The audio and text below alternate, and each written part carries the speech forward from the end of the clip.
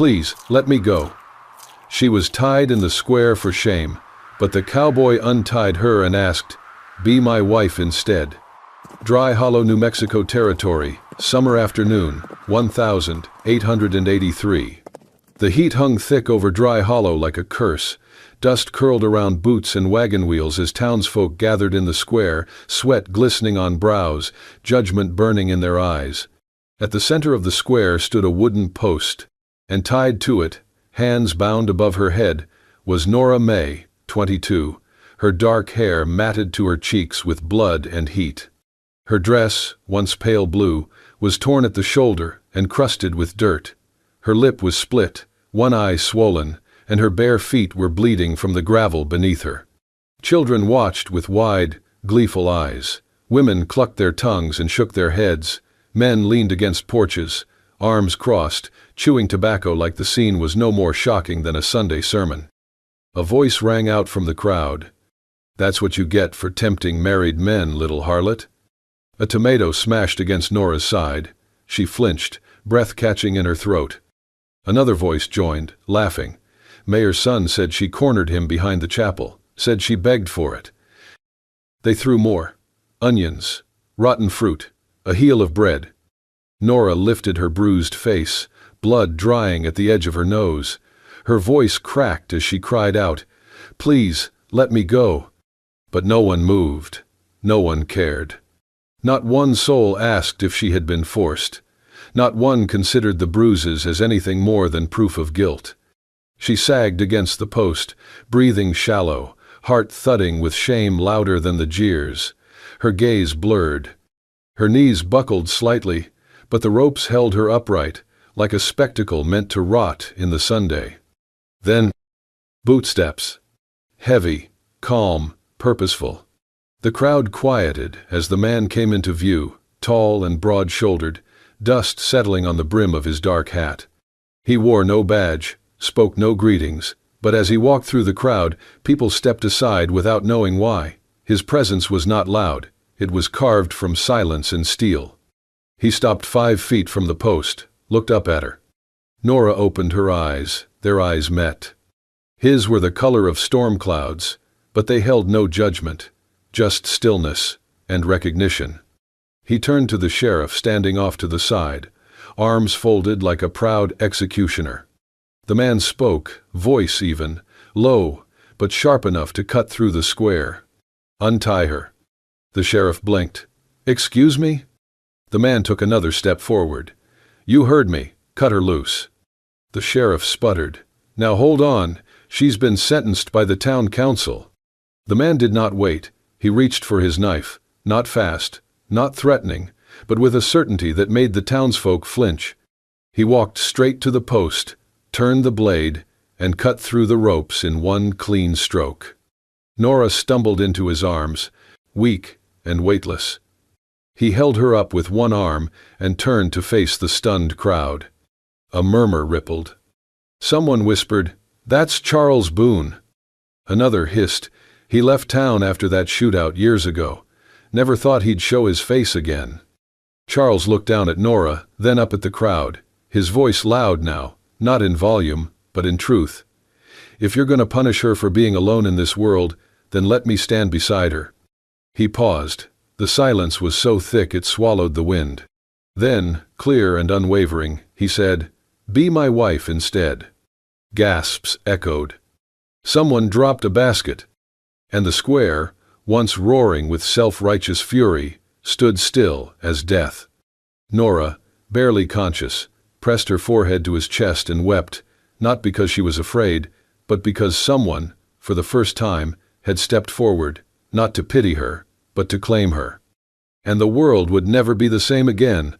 The wagon rolled slow through the tall grass, the sound of the wooden wheels softened by earth and wind. The town of Dry Hollow faded behind them like a bad dream swallowed by distance. Before them stretched the open prairie, endless, golden, and quiet. Nora May sat huddled on the bench beside Charles, arms wrapped tightly around her middle, knuckles white against the torn fabric of her dress. Her shoulders curled inward like she was trying to disappear, but her breathing, shallow and uneven, betrayed her pain. The wind tugged gently at her hair, dry and tangled. She did not speak, neither did he. Charles held the reins with one hand, the other resting on his thigh. He kept his eyes on the trail, giving her silence like a gift, not awkward, not cold, just space. As if he understood, she had nothing left to say, and everything left to feel. The sun was beginning to lower when they reached it. His cabin stood alone, nestled between a stretch of low hills and a patch of pines. The wood was weathered but strong, the porch swept clean. A small corral held 2 horses and a sleepy-looking goat. Smoke curled gently from the chimney. Charles climbed down first. He didn't offer his hand, just waited. When she hesitated, he looked up at her, not urging, not impatient. She finally slid down on her own, knees trembling, and followed him up the steps. Inside, the cabin smelled of pine and old paper. The floor was swept, a fire crackled in the stove. A clean blanket lay folded on the bed, a chipped mug of water and a plate of biscuits set neatly beside it. There was a faint scent of lemon. A glass of fresh water with a slice floating at the top waited on the table. Nora stood frozen in the doorway, blinking at the space. It was small, but safe. On one wall hung a worn guitar. Beside it, 3 framed photographs, the faces blurred from time and Sunday. A younger Charles stood in one of them, next to a girl, no more than 16, grinning with wild curls and defiant eyes. Charles stepped back, gesturing gently. "You're safe here. Nothing you owe, nothing you need to prove." His voice was steady, kind, but not soft like pity, just human. Nora lowered herself to the edge of the bed like someone expecting to be punished for leaving a mark. She looked up at him, voice barely above a whisper. "Why?" He sat in the wooden chair across the room, arms resting on his knees, his hat still on. He didn't answer right away, just stared into the fire. Then, slowly, "When I was 19, my sister, June, she got pregnant." He rubbed a hand over his jaw. The flame's glow flickered across his face. The town blamed her. Church cast her out. Folks said she was a disgrace. Even the preacher's wife spat on her dress. Nora's lips parted slightly. Her fingers tightened in her lap. "I was supposed to come home that week. She wrote me a letter." He swallowed hard. "Said she didn't want to be a burden anymore." His voice broke for half a second, then returned. "She died the night before I got there. Alone. In the snow." He looked up at Nora then, eyes not pleading, but worn with truth. "If I can save just one, maybe she'll forgive me from wherever she is." Nora's breath hitched. Her hand flew to her chest, pressing against a heart too full and too broken to hold still. She began to cry, not the dry, bitter tears of humiliation, but raw, shaking sobs pulled from some place so deep it had never been touched. She curled into herself, as if afraid to let the pain escape too loudly. But Charles didn't move, didn't stare, didn't try to fix her. He simply stood, turned his back to her, and gave her something she had never been allowed. Privacy, dignity, the space to break and not be blamed for breaking. And through her tears, Nora knew. This man did not see her as something fallen. He saw her as something still standing. The days that followed passed without ceremony. Charles said little and demanded nothing. He did not touch her, did not question her, did not linger in ways that made her skin crawl the way so many men's eyes once had. He moved like someone used to space, his own and others. Every morning he left a basin of warm water near the stove, sometimes a clean cloth, sometimes a biscuit and jam. Other times, just silence, and somehow that was enough. He never asked her to cook, or clean, or speak. But one morning, she folded a blanket that had fallen from his bed. The next, she wiped down the table. By the third, she watered the herbs by the window, lavender, mint, and a shy tomato vine. He noticed, but said nothing. Later, he placed a small pile of linens by the door and muttered, "If you feel up to it, there's a bucket by the creek." Then he walked out. She took the bucket. Inside Charles's mind, there were no grand declarations, no illusions of saviorhood. He did not see himself as a rescuer, only a man trying to make peace with a world that had taken too much and given too little. He believed in small things. A chair that didn't creak after he fixed its leg, a bowl of stew left warming on the stove, a back porch with no expectations. He believed healing came not in promises, but in the ordinary rhythm of staying. Let her stay long enough to breathe, he thought. That's how healing starts. One evening, the sky burned, with the orange hush of dusk. The wind had gone still. The whole prairie held its breath. Nora sat on the steps of the cabin, knees hugged to her chest. Her bruises had faded, but their memory lingered in the set of her shoulders. Charles came out with 2 mugs of weak tea. He handed her one, then sat a few steps away, not close, not far, just enough. She stared ahead for a long time, her voice a ghost when it came. My mother died when I was 8. He said nothing. Church took me in, said I was cursed, that my birth brought her death. Charles stared out toward the far hills, jaw tight. They raised me on prayers and backhands, told me I was born sinful, that my face would tempt the devil. She paused, swallowed. By 16, I stopped praying. The wind rustled the long grass. A hawk cried somewhere above. Men hurt me, she whispered, and no one ever said sorry. They just told me I should have known better. Still, Charles said nothing. Instead, he stood, walked back into the cabin, and returned moments later with a bowl of stew. He set it in front of her, steam curling into the cooling air, and sat beside her, quiet, present. They ate in silence. As the sun dipped lower, gold light spilled across her face, softening the hollowed lines beneath her eyes. She turned slightly, looking at him through lashes still wet. Then, her voice, tight, raw. Why didn't you ask me what they said I did? He turned to face her. His voice, when it came, was low but steady. I don't trust town gossip. He waited, then added, but I trust how you look when no one's watching. Her lips parted, but no sound came. She looked away, quickly, but not before a single tear traced down her cheek. She didn't brush it away. For the first time in years, it wasn't shame that made her cry. It was being seen. Truly seen. The gossip traveled faster than fire through dry brush. By week's end, the whole of Dry Hollow knew. Charles Boone, the quiet, stubborn cowboy who once vanished without warning, had returned and brought her with him. The sinner, the scandal, the girl they tied and shamed in the square. They spoke her name like it was poison, like it might stain their tongues. He's keeping her there, like some wounded stray.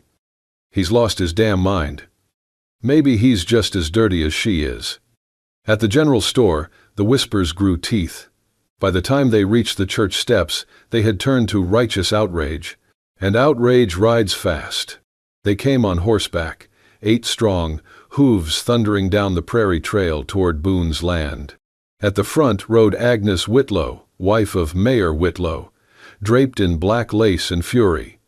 Behind her, a pair of deacons, 2 young ranch hands, and the sheriff's cousin. Each face twisted with that same fire, the belief that they, and only they, carried the right to judge. They dismounted just beyond the porch.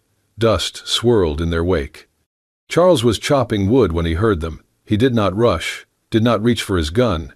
He wiped his brow with the back of his wrist and turned to face them as calm as the open sky. Agnes stepped forward, gloved hands tight around her riding crop.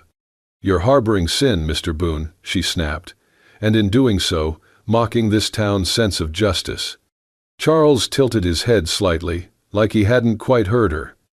You brought all this way just to say that? She scowled. I came to give you a choice.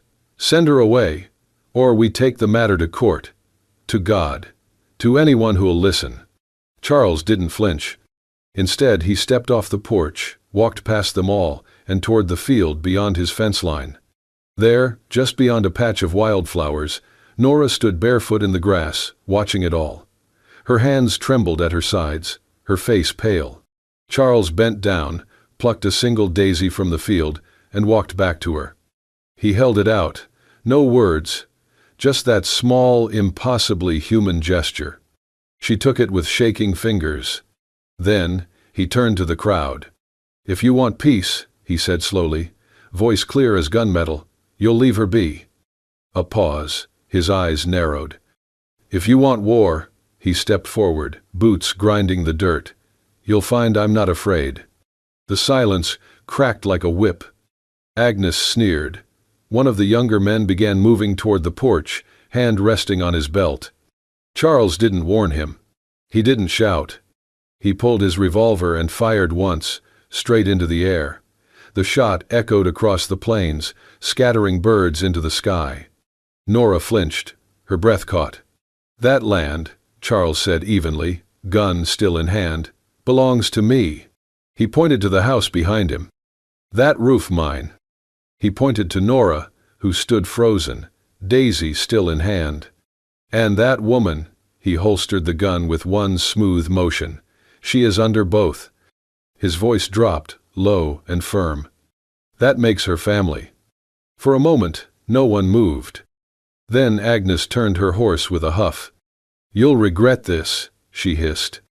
But Charles had already turned his back. He walked toward the cabin, slow and steady, and held the door open. Nora stepped inside first, her spine a little straighter, her Daisy still in hand. The door shut, and the prairie wind carried the dust of the retreating mob back into the nothingness they came from. The rhythm of the days began to change. Not because anything grand happened, but because Nora was beginning to belong. Each morning Charles saddled his horse and asked, not ordered, if she wanted to ride. At first she said no. Then maybe. Then yes. He taught her how to sit tall in the saddle, how to guide the reins with patience, not fear, how to trust the animal beneath her. Don't yank, just ask. Like you'd ask a person who's got no reason to obey. She laughed once, just once, when her horse sneezed on her skirt. He turned at the sound like he hadn't heard a woman laugh in years. Maybe he hadn't. Afternoons were filled with quiet work. Charles showed her how to tend to the herbs, comfrey, chamomile, echinacea, how to water their roots without drowning them, how to crush the leaves into salves that soothed burns and bruises. They built a chicken coop together, and though Nora's hands blistered from the hammer, she didn't stop. He offered gloves. She refused. At supper, he told her about his father, a man too proud to bend and too bitter to stay. He taught me how to shoot, but not how to sit still. She told him about the hymn she used to hum as a child, alone in the church storeroom, where they locked her when she cried too loudly. He didn't offer comfort. He just listened, and somehow, that was more. One night, a storm rolled in, black clouds churning like angry oceans above the plains. The rain came fast and hard, pelting the roof with fury. Thunder cracked so loud the walls trembled. Nora stood at the window, arms wrapped around herself. Charles came up behind her and held out something, an old leather coat, frayed at the cuffs, the seams weathered soft from use. "It's too big," he said, voice calm. He gave a small shrug. "Like me, but it keeps you warm." She took it without a word and wrapped it around her like armor. It smelled like smoke and saddle soap, and something faintly familiar. She wore it the rest of the night. A few days later, she stitched something in silence by the hearth. Charles didn't ask what it was. He simply kept sharpening a blade, feeding wood to the fire, whittling a bit of cedar like it might become something useful someday. When she was done, she folded the cloth and placed it quietly by his saddle. It was a handkerchief, pale brown linen, with a single stitched letter in the corner, E. She never said what it stood for. He never asked. But the next morning, as he saddled up for a ride to check the fence line, he tied the handkerchief to the base of the saddle horn. Not around his neck. Not hidden away. Right where anyone could see.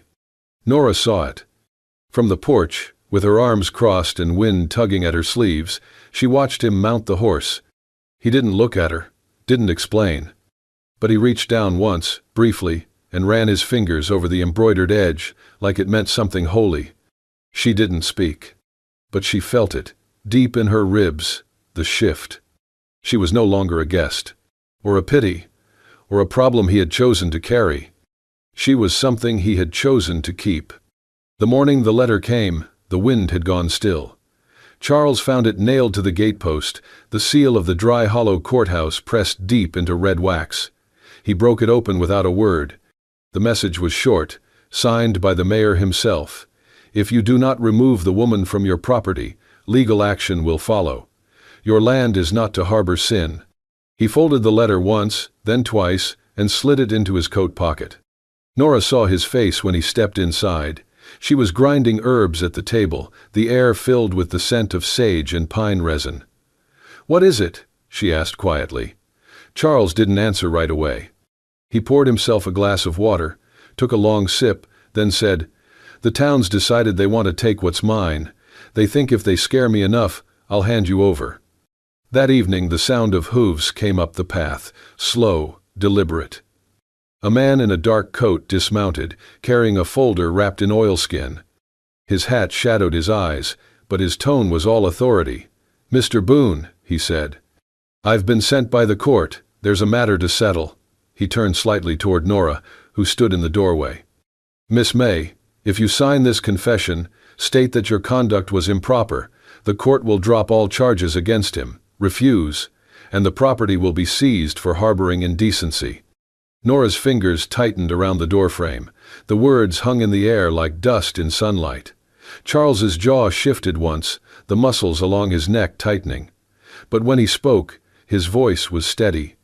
"You've said your piece. Now I'll ask mine." He looked at Nora, not at the man. "Do you want to stay?" Her eyes widened. The question landed like a stone in her chest.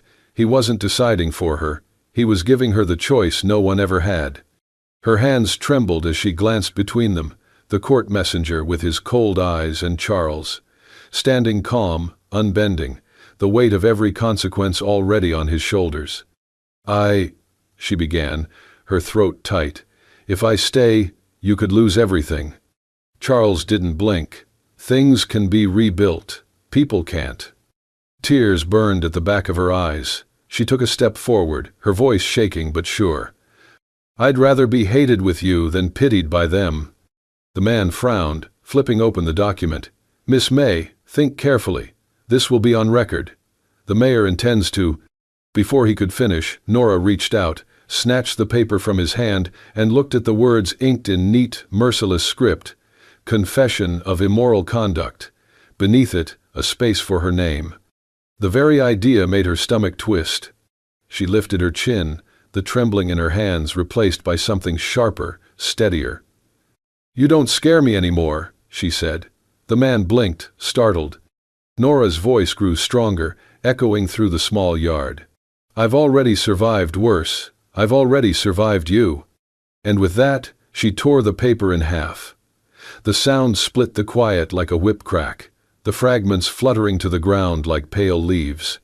The courtman backed away, muttering something about consequences, about law and order, but Charles only stepped forward, the faintest glint of pride in his eyes. "You can tell them," he said evenly. "This land still answers to me."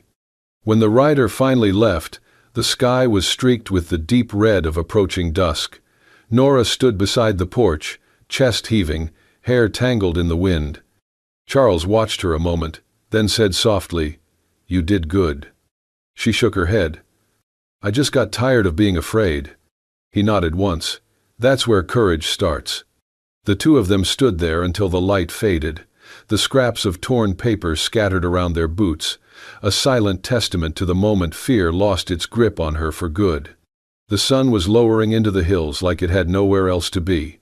The sky above Dry Hollow was soft with color, amber melting into rose, then into lavender, casting a quiet hush over the land. The only sound was the slow tread of hooves on sun-dried dirt, two silhouettes riding up the ridge that overlooked the prairie. Nora sat tall in her saddle, the wind pulling gently at her braid, her hands calm on the reins. Beside her rode Charles, silent as ever, yet never far. The space between them felt fuller these days. Not crowded, not heavy, just present. At the crest of the hill, they stopped.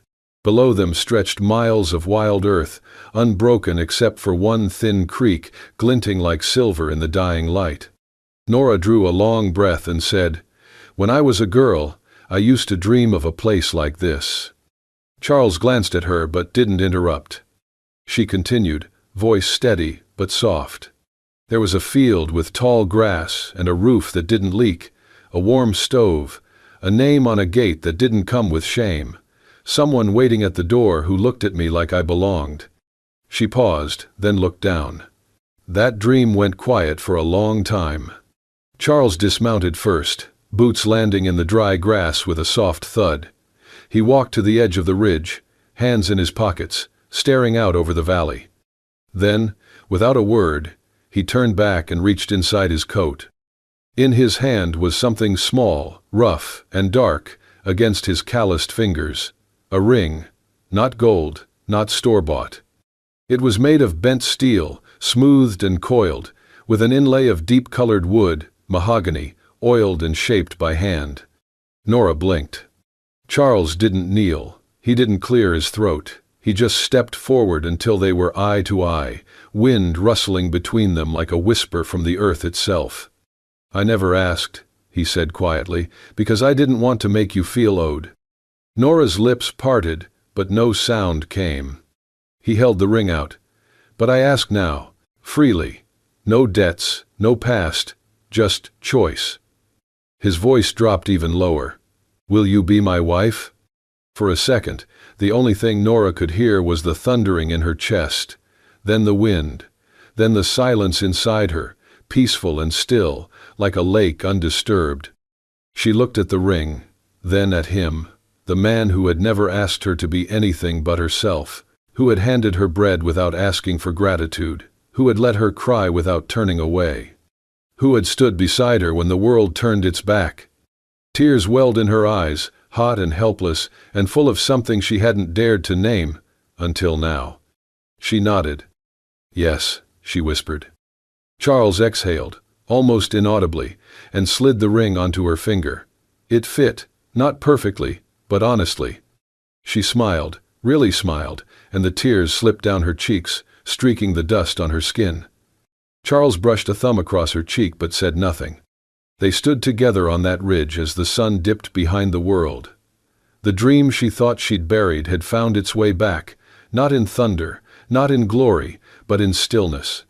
And in a ring shaped by hand, offered by a man who asked and waited. Spring rolled over Dry Hollow like a second chance. The wedding had no chapel, no polished shoes, no hymns from a pulpit. Just a field of wild clover swaying under the breeze, a lone birch tree with bark like silver threads, and two people who had nothing to prove to anyone but each other. Nora stood in a simple linen dress, barefoot in the grass. Around her head, a crown of prairie flowers she had woven herself, daisies, sage blossom, and soft sprigs of yarrow. Charles stood across from her, broad hands clasped in front of him, boots dusty, shirt collar slightly crooked. And yet, in the hush between them, there was reverence. They didn't exchange rings again, only words.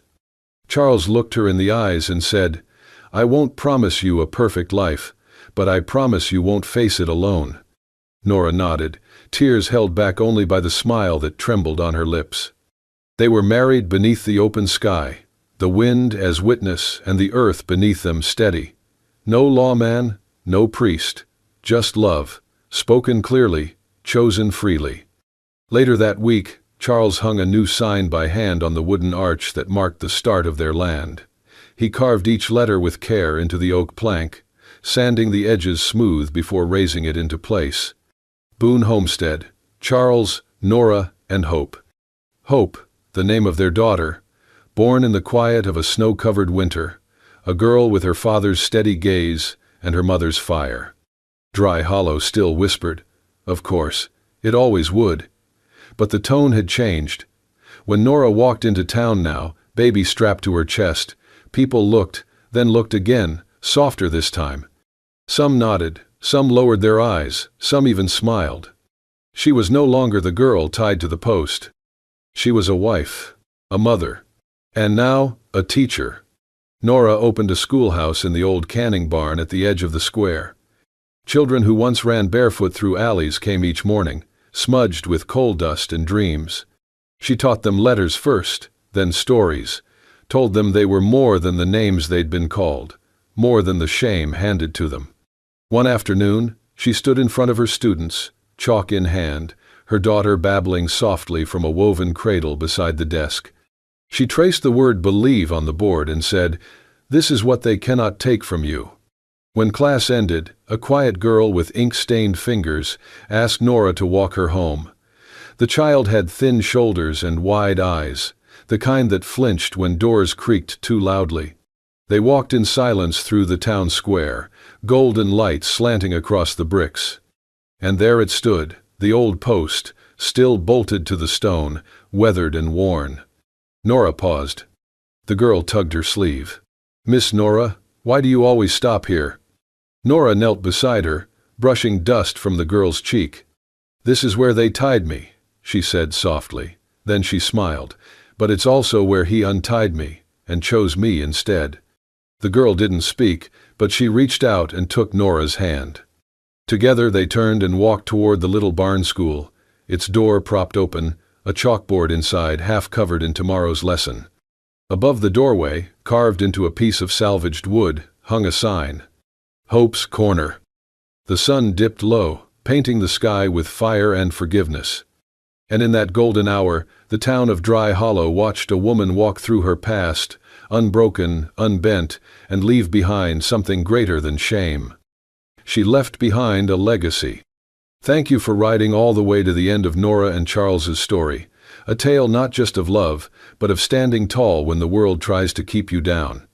If this story stirred your heart, made you tear up or cheer just a little, don't forget to hit that like button, share it with someone who believes in second chances, and subscribe to Wild West Love Stories for more unforgettable romances born from dust, danger, and devotion. See you on the next ride, partner.